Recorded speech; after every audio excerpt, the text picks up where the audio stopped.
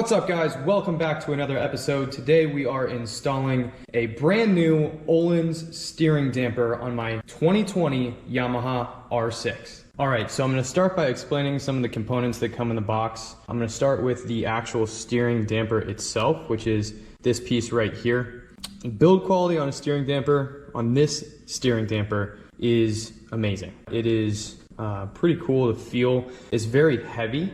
And I am excited to actually have a steering damper on the R6 because from the factory it does not come with one, which can get pretty scary at highway speeds. A tank slapper is what a steering damper will prevent, and tank slappers don't look exciting. It's never happened to me, but I want to continue that track record and never have to worry about a tank slapper. So that's why we're going to install this today. So this is the steering damper. This is the clamp that holds it. This screws down into the gas tank.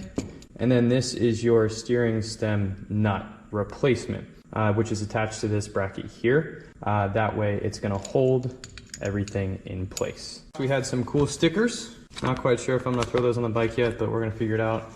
This is to hold anything that we take off. And then we have some replacement screws and parts to actually secure the steering damper to the bike. As far as tools that we're going to need today, only a few. We're going to start with this big guy. This is a 36mm socket attached to a torque wrench. You will need a torque wrench to properly torque this steering nut on. On top of that, we're going to need just a screwdriver. This is a ratcheting screwdriver because I'm classy like that. And then we have a few Allen key bits, get everything secured together. So let's get into it. All right, step one, remove the front fuel tank attachment screw. All right, so this is the front fuel tank attachment screw that they're talking about. Step one complete. Step two, remove the steering stem nut. This is the steering stem nut. So we're gonna take that off. This might be a little tricky.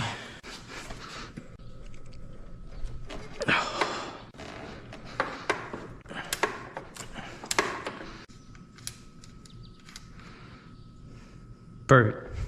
All right, now we're gonna start putting on some of the new parts. It says attach the frame bracket assembly and tighten the new steering stem nut. Use the original washers for the steering stem and fuel tank attachment. So what we're gonna need, we're gonna do this all together. So this goes here. It's gonna cooperate.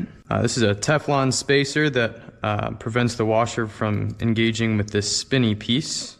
Send that through with the washer, both the washer and the Teflon spacer on. See if we can get these together in one go. All right. Nobody saw that.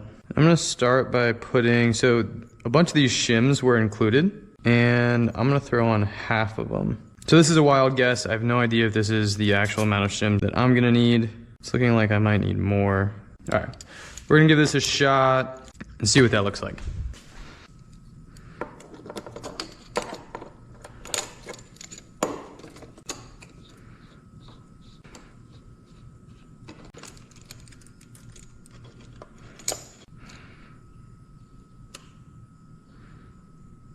All right, that was really easy. We are going to tighten this down to torque spec from factory, which I believe is 80 foot-pounds. So I have it set. This too will be tricky.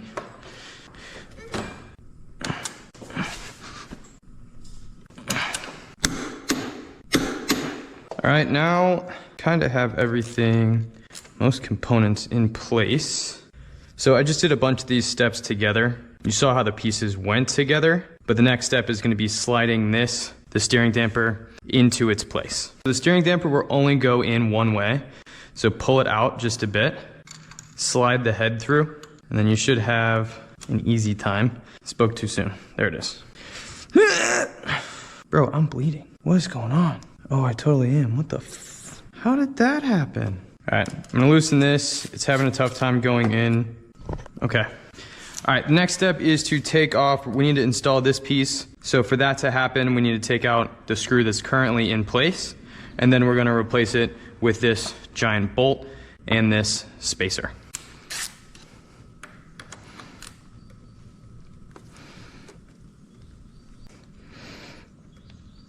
All right.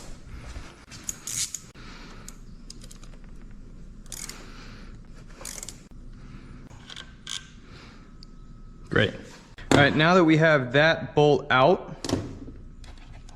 what we need is to install this bolt through this piece with this spacer on this side.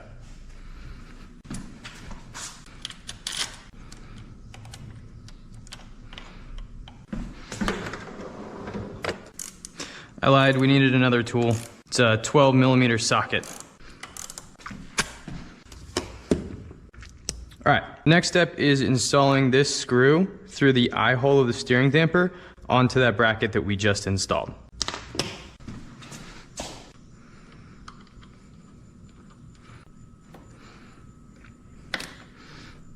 All right, now we need to tighten everything down and we should be good. So according to the directions, you want similar stroke on both sides, which can be achieved by turning the handlebars left and right a few times, and it should slide. Well, that slid too far. That should be good right there. Well, that's not good. I don't think that's supposed to happen. All right, let's work backwards. So there was play referenced here. Press down on the tank fuel tank. Prevent free play between the frame bracket assembly.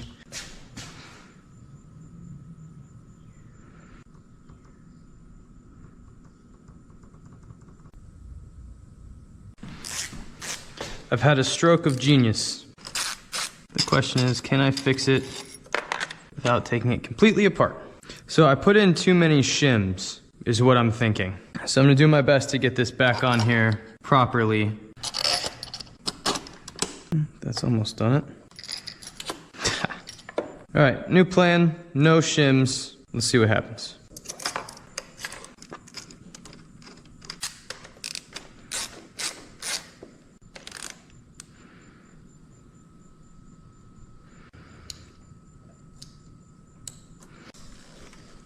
Oh yeah, that's good. All right, so I've come to the conclusion that this play is completely normal and there's absolutely nothing that I can do about it. There's 18 different settings, which is controlled by this knob here. So I've turned it to maximum stiff, and as you can see, I'm giving it all my effort, and it's turning real slow, which is exactly what we want.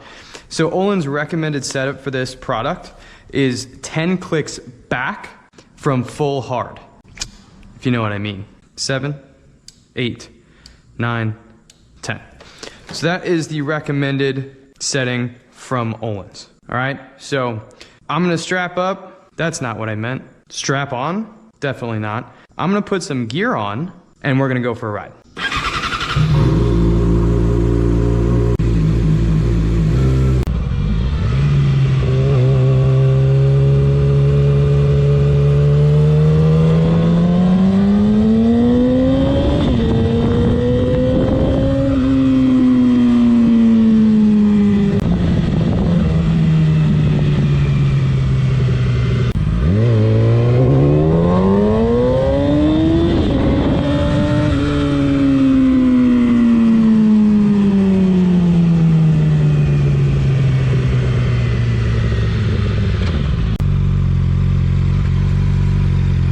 So at 10 clicks, I'm not sure. It doesn't feel a whole lot different than without. Not gonna lie. So I'm gonna kick it up a few notches and see how that feels. With 18 clicks, we did 10 back. I'm gonna try 5 back towards max stiffness and see what that feels like. Just sitting here, I can tell that that's already like way tighter. Let's see what this is like.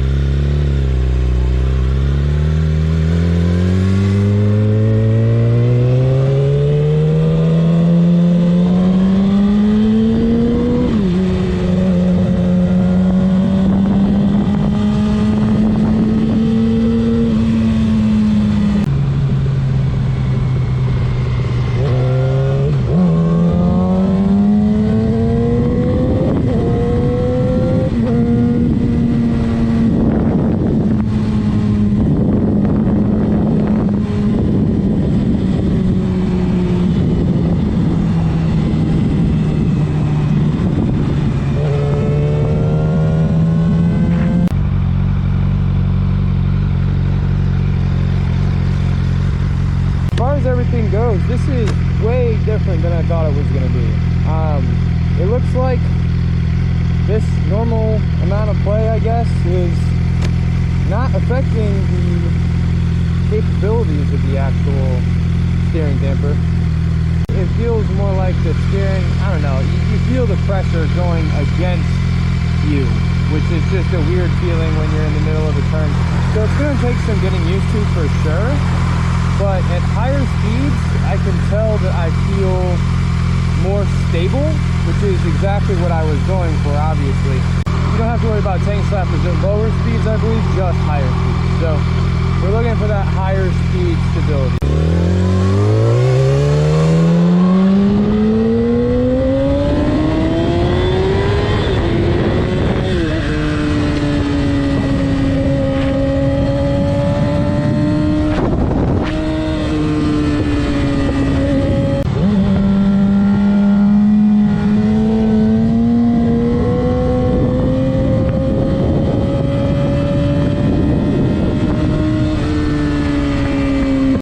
So I just got back from the first test ride after installing the Ohlins steering damper, and I'm not sure how to feel. That was weird. It's definitely different to come from a bike with no steering damper at all from the factory.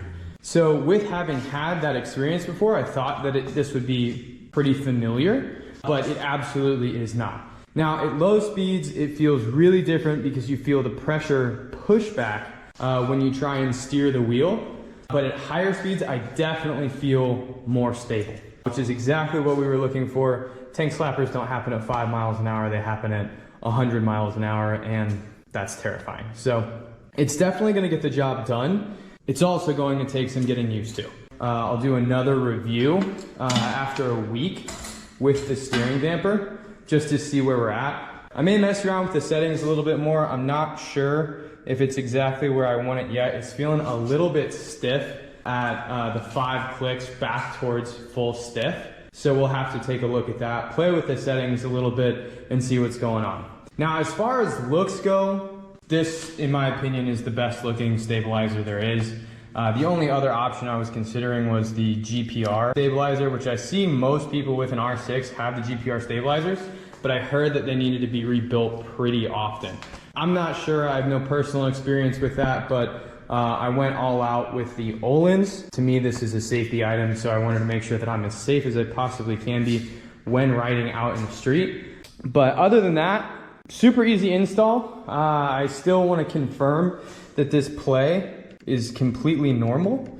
There's just a bit of a jiggle, and I'm not sure if that's to protect the system or if it needs that play to actually operate as designed. So if you know the answer to that question, let me know down in the comments below. Check my research and just confirm that that is actually supposed to be like that. So I don't know. I don't really know what I'm doing. I just do this for fun. But feel free to correct me in the comments if you think you have a better answer. But all in all, thank you so much for watching. This has been a blast. I plan to do this as often as possible. It just depends on what parts I can get and what I want to do to the bike. Thank you so much for watching. I really appreciate you guys taking the time to watch this install video. Hopefully it helped. Hopefully you're doing it yourself. If not, thanks for hanging out. I really appreciate it. And I'll see you guys soon.